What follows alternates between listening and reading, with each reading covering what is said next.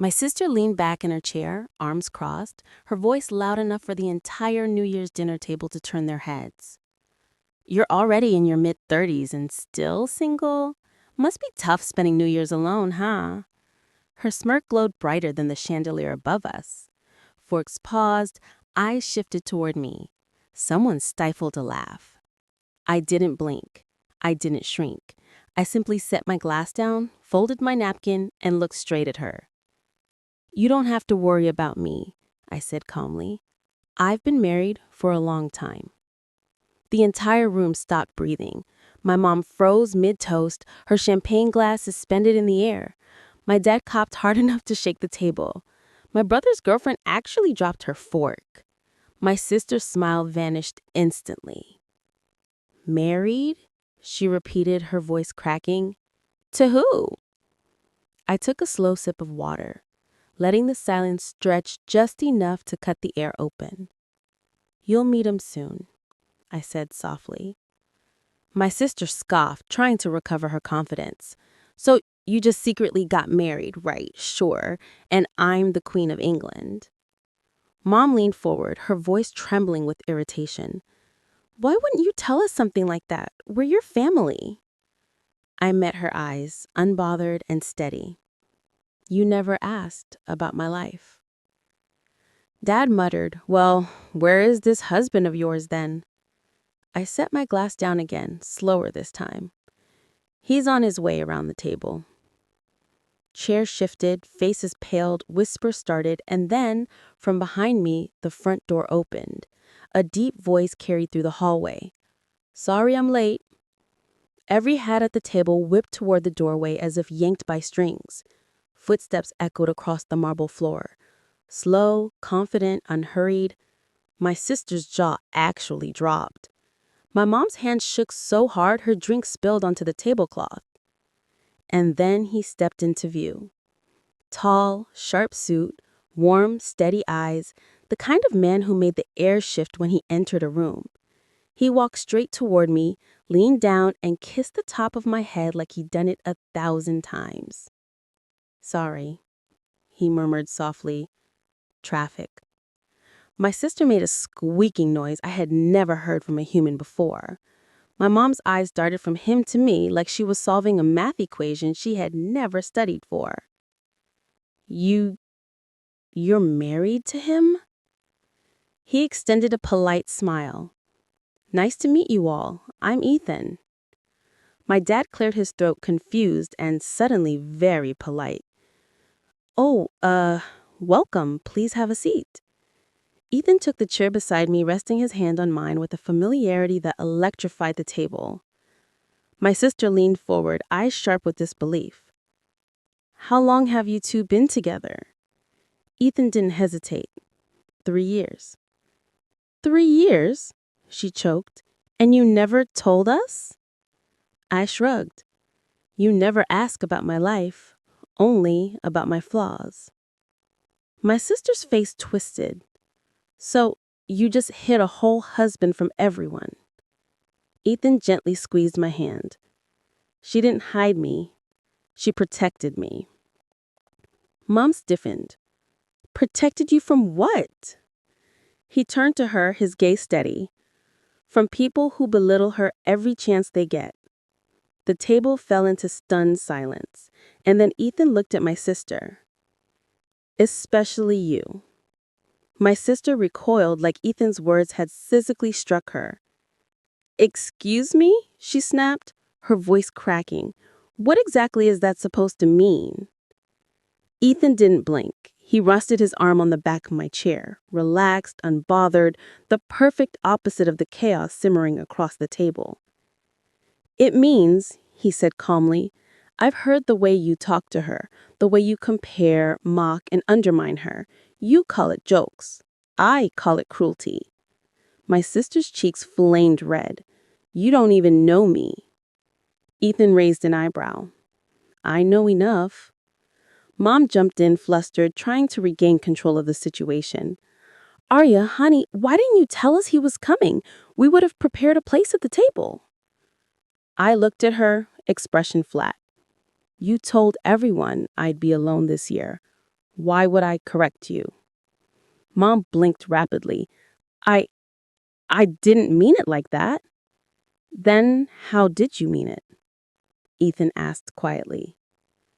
Dad cleared his throat, discomfort leaking through every wrinkle on his forehead. Let's all calm down. We're family. No need to.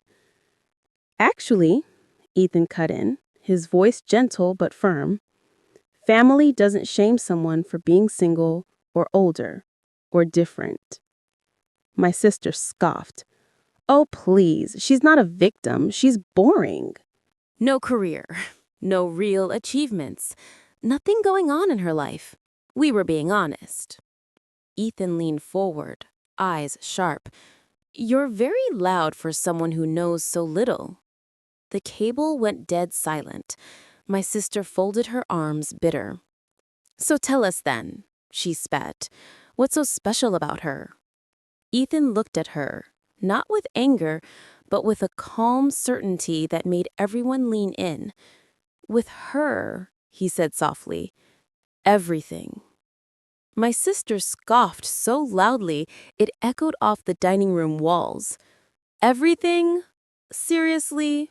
Arya's average, plain, quiet. She doesn't even do anything. Ethan didn't even blink. That's the problem, he said. You mistake silence for weakness, but real strength isn't loud. It's steady. My sister rolled her eyes. Oh, please, enlighten us. Ethan turned his gaze toward the rest of the table. My parents, cousins, aunts, every face suddenly too still. You all think she lives a small life, he said. You assume she's lonely, aimless, or incomplete because she doesn't brag about herself. He touched my hand gently. But she built a life on her own terms, quietly, without validation, without any support from this room. My mom stiffened. We always support her. Ethan cut her a polite, sharp smile. When is the last time you asked her how she was doing, without comparing her to someone else? Silence. Dad opened his mouth, closed it again. Ethan continued. She survived a layoff 2 years ago, started a small business from scratch, paid for her own apartment, traveled alone, helped a friend through chemo, volunteers at the animal shelter every Saturday. My sister blinked fast. She never told us any of that. I finally spoke. You never ask. My sister's jaw tightened. So what? You think you're better than us? No, I said calmly, but I stopped letting your opinion define me. Ethan nodded beside me, and that's what makes her extraordinary. The room tensed, like everyone suddenly realized they weren't talking to the same quiet sister they mocked for years. My sister leaned back, eyes narrowing, and said coldly, Fine, if you're so perfect, where's the ring then? Ethan smiled. You'll see it. My sister leaned forward like a predator who thought she'd spotted weakness. Show us the ring then, she demanded. If you're really married, why hide it? Around the table, heads nodded, hungry for proof, for drama, for any way to corner me back into the box they'd built. Ethan didn't rush. He slid his chair back, stood up slowly, and reached into the inside pocket of his jacket. My sister smirked. Oh, this will be good. But when he pulled a small velvet box, her smirk cracked. Mom gasped. Dad's eyebrows shot up. My aunt actually whispered, Oh my God. Ethan opened the box, revealing a simple, elegant gold band with a small engraved inscription. My sister let out a bitter laugh. That's not a wedding ring. That's a prop. Ethan shut the box and placed it gently in front of her. Read the inscription. She rolled her eyes, but picked it up. Her face drained. A plus E, 2019. Forever. Ethan said softly. The ring was custom made 4 years ago. She didn't wear it today because she wanted to introduce me on her own terms. My mom grabbed the box, her voice shaking. Why didn't you tell us any of this? I looked at her steadily. You never cared enough to notice anything about my life unless it gave you something to gossip about. Dad spoke next, cautious. Why today, Arya? Why bring him now? Ethan answered for me. Because today, your family's punchline, because today, your sister finally decided to stop hiding her power. My sister's face contorted, trembling with the realization that nothing she said, no insult, no mockery, no fake superiority, could erase the truth sitting calmly beside me. But she doubled down anyway. So you're some big doctor. Great. Then why would you marry someone like her? She's plain, socially awkward. She doesn't even do anything. Ethan didn't even raise his voice. He didn't need to. Don't finish that sentence, he said quietly. My sister swallowed hard. Ethan continued. I married her because she's brilliant, empathetic, loyal, and stronger than anyone in this family gives her credit for. I married her because when she loves with her whole soul. I married her because she built herself from the ground up, without a single handout. He leaned closer, his voice low and razor sharp. I married her because she isn't like you. My sister jerked as if slapped. Mom sputtered, now wait just... But Ethan wasn't done. You know what the real reason is? He said, turning to the entire table. She never needed me. Not once. She stood on her own long before I entered the picture. I'm not her upgrade. I'm her equal. A stunned silence swept the room. Even Dad seems hesitant to breathe. My sister's eyes filled with furious tears. So what? You expect us to just accept this? Accept her? Ethan looked at her. No, he said. I expect you to respect her. I felt something shift, not in them, but in me. For the first time in years, I didn't feel like the quiet sister. I felt like the woman I had become, and my sister knew she was losing control. Her voice shook as she whispered, Then tell us the real reason you came tonight. Ethan didn't sit back down.